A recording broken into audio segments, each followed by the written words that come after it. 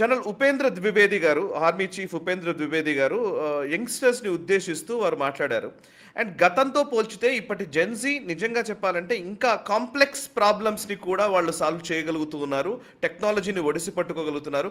10 times అంటే మామూలుగా 10 రెట్ల బలాన్ని పుంజుకొని ఈ జెన్‌జీ పనిచేస్తోంది అని వారు ఒక వ్యాఖ్య చేశారు. ఆ వ్యాఖ్యను ఒకసారి చెప్తారా సార్? డీటెయిల్స్ చెప్తారా?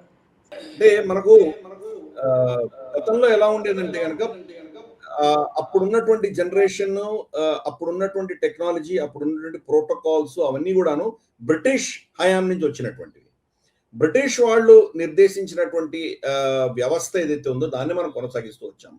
జనరల్ ద్వివేది గారి వరకు కూడాను, అంటే ఇప్పుడున్నటువంటి లీడర్షిప్ వరకు కూడాను మనకు బ్రిటిష్ వాళ్ళు వెళ్ళిపోయినప్పటి పరిస్థితిలో లేదా ఇమ్మీడియట్ గా ఆ సమయంలో పుట్టినటువంటి తరాలో, అంటే అదే ఎకో సిస్టమ్ లో పుట్టినటువంటి వాళ్లే ఇంతవరకు మన రక్షణ రంగాన్ని నడిపించారు. మనకు రక్షణ రంగంలో వాళ్లే కీలక నేతృత్వం వహించారు. ఇప్పుడు వస్తున్నటువంటి తరము అటువంటి బ్యాగేజ్ ఏమీ లేదు వాళ్ళకి. బ్రిటిష్ కొలోనియల్ ఆలోచన దృక్పథం లేదు. పైపెచ్చు వీళ్ళు పుట్టిన వాళ్ళందరూ టెక్నాలజీ ప్రపంచంలో పుడుతున్నారు. కాబట్టి వీళ్ళ ఆలోచన వేరే, వీళ్ళ అప్రోచ్ వేరే. ప్రతి దాంట్లోనూ కూడా సొల్యూషన్స్ చూస్తున్నారు, ప్రతి దాంట్లో టెక్నాలజీ చూడగలుగుతున్నారు. కాబట్టి ఇప్పుడున్నటువంటి ఈ కొత్త జనరేషన్ ఏదైతే ఉందో వాళ్ళు చాలా ప్రాక్టికల్ గా ఆలోచన చేస్తున్నారు. వాళ్ళలో ఈ కొత్త టెక్నాలజీని ఎలా మనం సద్వినియోగం చేసుకోవచ్చు, దీన్ని ఎలా మనం దీన్ని వాడుకోవచ్చు అనేటువంటి ఆలోచన వాళ్ళలో విస్తృతంగా ఉన్నది. కాబట్టి అది ఆయన దాన్ని గుర్తించి ఆయన దాన్ని చెప్పడం జరిగింది. అది ఇది ఎన్నో రంగాల్లో మనం చూస్తున్నాం మనము. అందుకనే ఈ రోజు మనం స్పెషల్ గా దాని గురించి కొంతమంది పేర్లు మనం మాట్లాడుకుందాము. మన సైన్యంలో కానీ లేదా మనకు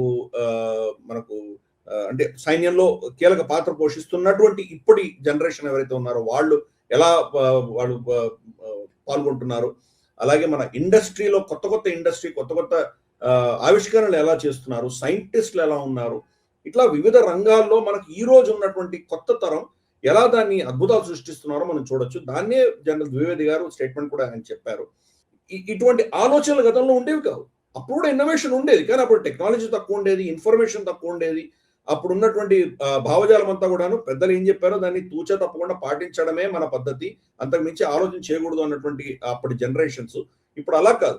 వాళ్ళు చెప్తే గానీ వాళ్ళు గతంలో చేసిన దానికంటే ఇంకా నేను మెరుగ్గా చేయొచ్చా అని ఆలోచన చేసేటువంటి నైజం ఉన్నటువంటి తరము, అలాగే దాని టెక్నాలజీని ఎలా సద్వినియోగం చేయొచ్చు అన్నటువంటి తరం. ఇది దాన్ని ఆయన ఉటంకించారు ఆయన. దాంట్లో మనం చూసామంటే కనుక కీలకంగా మనకు మన జరిగినటువంటి ఆపరేషన్ సింధూర్లో జరిగినటువంటి ఘటనలు మనం చూసామంటే పిన్ పాయింట్ ప్రెసిషన్ తోటి మన ఎయిర్ ఫోర్స్ వెళ్ళి కొట్టగలిగింది. ఎలా కొట్టాం మనం చూస్తే బహావల్పూర్లో వాళ్ళ ఎవరైతే మన జైషే మహమ్మద్ వాళ్ళ స్థావరాలు ఉన్నాయో దాంట్లో గుంబట్లు ఉన్నాయి. వాళ్ళ బిల్డింగ్ లో పైన ఉన్నట్టు గుంబట్ దాని కిటికీ దాని గ్లాస్ చేయించుకుంటూ లోపలికి వెళ్ళి లోపలికి ఇంటర్నెట్ అయింది. పక్కన పడుంటే కనుక దాని పైన రూఫ్ దెబ్బ దగ్గర ఉండేది, బహుశా అంత డ్యామేజ్ అయి ఉండకపోయిండొచ్చు. అంత పర్ఫెక్ట్ గా కొన్ని 100-150 కిలోమీటర్ల దూరం నుంచి ఫైర్ చేసినటువంటి మిజైల్ అంత పిన్ పాయింట్ ప్రెసిషన్ తోటి ఒక్క అడుగు తేడాలో కూడా లేకుండా పర్ఫెక్ట్ గా వెళ్ళి కొట్టగలిగిందంటే ఎంత నైపుణ్యం ఉండాలి. దీంట్లో ఎంత మ్యాథమెటిక్స్ ఉంటుంది, ఏరోడైనమిక్స్ ఉంటుంది, దాంట్లో ప్రెసిషన్ ఉంటుంది.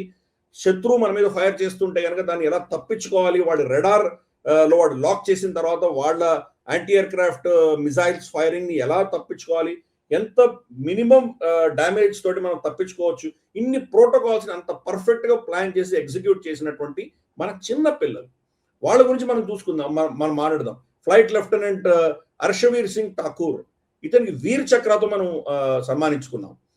అలాగే రామ్ గోయల్ శౌర్య చక్ర ఇచ్చి అతన్ని మనం గౌరవించుకున్నాం. వీళ్ళందరూ కూడాను ఆపరేషన్ సింధూర్ లో వీళ్ళు పార్టిసిపేట్ చేసినటువంటి వాళ్ళు. మనకు ఫ్లైట్ లెఫ్టినెంట్ హర్షవీర్ సింగ్ ఠాకూర్ వచ్చేసి 27 ఏళ్ళు, అంటే ఈ ఆపరేషన్ చేసేదానికి 26 ఏళ్ళు. 26 ఏళ్ళు అంటే మనకి లిటరల్గా జెన్సీ అని చెప్పొచ్చు మనం. ఎందుకంటే అప్పుడప్పుడే కాలేజ్ బయటకు వచ్చి సైన్యంలో భర్తీ అయ్యి బహుశా కొన్ని నెలలో 1 సంవత్సరం కూడా అయి ఉండకపోయి ఉండొచ్చు. అంత పర్ఫెక్ట్ గా యుద్ధం చేయగలిగినటువంటి శక్తి ఈ రోజు అటువంటి ఆ తరంలో ఉంది అంటే కనుక వీళ్ళని చూసి మనం ప్రేరణ తెచ్చుకోవాలి. మన జెన్జీ, మన సమాజం ఇటువంటి వాళ్ళని చూసి ప్రేరణ తెచ్చుకోవాలి. కానీ ఏదో జంతర్ మంతర్లో జరుగుతున్నటువంటి కొద్దిపాటి అవిచ్ఛిన్నకర శక్తులు మనకు ఈ జెన్జీని డిఫైన్ చేయవు. అలాగే రామ్ గోయల్ గారు వచ్చేసి ఒక మరైన్ కమాండోస్, మార్కోస్ అని పిలుస్తాం మనం. ప్రతి మనకు ఎయిర్ ఫోర్స్, తర్వాత మనకు మనకు ఆర్మీ, అలాగే మనకు నేవీ, వీటన్నిటి కూడాను మనకి ఎలీట్ కమాండోస్ ఉంటారు. దాంట్లో కూడా చాలా అద్భుతమైనటువంటి ట్రైనింగ్ తీసుకున్నటువంటి ఒక క్రాక్ కమాండోస్ ఉంటారు. దాంట్లో మరైన్ కమాండోస్, అంటే మరైన్ అంటే తెలుసు కదా మనకు సముద్రానికి సంబంధించింది, నేవీకి సంబంధించినటువంటి మార్కోస్ లో పనిచేసినటువంటి వ్యక్తి. ఇతను మనకు అక్కడ మనకు జమ్మూ కాశ్మీర్ లో ఒక టెర్రరిస్ట్ ఆపరేషన్ లో చాలా అద్భుతంగా, చాలా అసలు రిస్క్ తో కూడినటువంటిది, అది ఎవరు తట్టుకోలే, అక్కడ బతికి బయటికి రాలేరు అన్నటువంటి పరిస్థితిలో విపరీతమైన కాల్పులు జరుగుతుంటే దాంట్లో చాలా నైపుణ్యంతో రిస్క్ తీసుకొని వెళ్ళి శత్రువుని ఛేదించి వచ్చినటువంటి వ్యక్తి. కాబట్టి అతనికి శౌర్య చక్ర ఇచ్చి మనం గౌరవించుకున్నాం. ఇతని వయసు కూడా తిప్పి కొడితే 25-26 ఏళ్ళు మాత్రమే. అలాగే కెప్టెన్ యోగేంద్ర సింగ్ ఠాకూర్, మనం అంటే ఒక్కొక్క దళం నుంచి ఒకరిని చూసుకుంటున్నాం, మాట్లాడుతున్నాం మనము. For instance lieutenant general Harshvir Singh Thakur వచ్చేసి మనకు ఎయిర్ ఫోర్స్ లో పనిచేసినటువంటి వ్యక్తి. రామ్ గోయల్ వచ్చేసి మనకు మార్కోస్ అంటే నేవీలో పనిచేసినటువంటి వ్యక్తి. అలాగే కెప్టెన్ యోగేంద్ర సింగ్ ఠాకూర్, ఇతను ఆర్మీలో పనిచేసినటువంటి వ్యక్తి. 6th battalion of parachute regiment లో పనిచేస్తున్నారు ఆయన. అతను కూడా మనకు శౌర్య చక్ర ఇచ్చి గౌరవించుకున్నాం. ఇతను కూడా మనం చూస్తే కనుక జూలై 25 అంటే ఒక సంవత్సరం క్రితం జమ్మూ కాశ్మీర్ లో ఒక బసంత్ గఢ్ అన్నటువంటి ప్రాంతంలో, చాలా అతి కష్టమైనటువంటి ప్రాంతంలో, అక్కడ మంచుతో నిండిపోయినటువంటి ప్రాంతము, ఏమి కనిపించినటువంటి ప్రాంతంలో చొరబాటుదారులు వచ్చి మనల్ని అటాక్ చేస్తే ఇతను వెళ్ళి చాలా చాలా కష్టంతో, వీళ్ళు పిన్ అయిపోయి ఉన్నారు. పిన్నింగ్ అంటే వాళ్ళు అక్కడి నుంచి ఫైర్ చేస్తారని కదలలేని పరిస్థితి. చాలా కష్టంతో, చాలా రిస్క్ తీసుకొని అక్కడి నుంచి వేరే దారిన వెళ్ళి వాళ్ళని ఆల్మోస్ట్ 30 మీటర్స్ దూరంలో వాళ్ళని న్యూట్రలైజ్ చేసి వాళ్ళని అక్కడ ఉన్నటువంటి ఈ టెర్రరిస్ట్ అందరినీ ఆయన మట్టుపట్టించగలిగాడు. అతను కూడా తిప్పి కొడితే 30 సంవత్సరాలు కూడా లేవు. జెన్జీ అంటే ఇటువంటి వ్యక్తులు మనకు ఈరోజు చాలా ప్రేరణాదాయకంగా ఉన్నటువంటి వాళ్ళు మన ఫోర్సెస్ లో మన దేశాన్ని రక్షిస్తూ ఇంత అద్భుతాలు సృష్టిస్తున్నారు. ఇన్ఫాక్ట్ కొల్నల్ పరమేశ్వర్ గారు చెప్తున్నది మనం చూస్తే కనుక మనకు చాలా బాధేస్తుంది. ఎందుకంటే వాళ్ళు ఇంతటి చిన్నపిల్లలు ఇంత తక్కువ వయసులో వెళ్ళి అక్కడ ప్రాణాలకు సైతం వాళ్ళు త్యజించి లెక్క చేయక దేశ రక్షణ కోసం వాళ్ళు చేస్తుంటే, దేశంలో ఇటువంటి విచ్ఛిన్నకర శక్తులు, మాకు దేశం అక్కర్లేదు, 6 ముక్కలైనా పర్వాలేదు, 7 ముక్కలైనా పర్వాలేదు, భారత్ మాతా హైతో పితా కౌన్ హై, ఇటువంటి దేశాన్ని అఘోరపరుస్తూ వీళ్ళు మాట్లాడేది చూస్తే కదా వాళ్ళలో ఎటువంటి బాధ ఉంటుందో మనం అర్థం చేసుకోవచ్చు. కాబట్టి ఇటువంటి వాళ్ళందరూ కూడాను, ఇటువంటి యంగ్స్టర్స్ చూస్తే కనుక చాలా చిన్న పిల్లలు, ఇంకా 30 ఏళ్ళు కూడా పట్టుమని నిండనటువంటి వాళ్ళు ఇంత అద్భుతంగా దేశ రక్షణ కోసం, భారత మాత కోసం సేవలు చేస్తున్నటువంటి వాళ్ళని మనం ఎలా వాళ్ళని నిజంగా గౌరవిస్తున్నాం అన్నది మనకు పెద్ద ప్రశ్న. వీళ్ళందరూ కూడాను ఆల్రెడీ అవార్డ్స్ తీసుకున్నటువంటి 30 ఏళ్ళు తిరగకుండానే వీళ్ళకి అవార్డ్స్ వచ్చినాయి. అంటే అర్థం చేసుకోవచ్చు, ఈ దేశంలో ఇటువంటి జెన్జీ ఉన్నారు కాబట్టి మనం సురక్షితంగా ఉన్నాం. మనం పెద్ద వయసు వచ్చిన తర్వాత నిజంగా ఇటువంటి శక్తితోటి పోరాటం చేయగలిగిన కెపాసిటీ తగ్గిపోతుంది.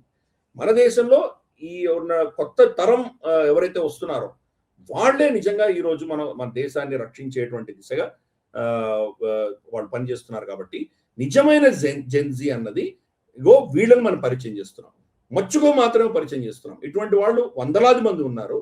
కాబట్టి అన్ఫార్చునేట్ గా భారతదేశంలో జెన్జీ అందరు కూడాను జంతర్ మంతర్లో జరుగుతున్నటువంటి కాక్రోచులు కాదు. భారతదేశంలో ఉన్నటువంటి జెన్జీలు అంటే వీళ్ళు అని మనం చిన్న ఒక శాంపుల్ గా మాత్రమే పరిచయం చేస్తున్నాము. ఇంతకు మించి ఇంకా చాలా మంది ఉన్నారు. ఈ వీడియో మీకు నచ్చినట్టయితే లైక్ చేయండి, 10 మందికి షేర్ చేయండి. అలాగే కామెంట్ల రూపంలో మీ అభిప్రాయాలను మాతో పంచుకోండి. Nationalist hub group of channels ను సబ్స్క్రైబ్ చేసుకుని తెలుగునాట జాతీయవాద జర్నలిజాన్ని ప్రోత్సహించండి. ఈ వీడియో కింద ఉన్న బెల్ ఐకాన్ పై క్లిక్ చేయడం మర్చిపోవద్దు.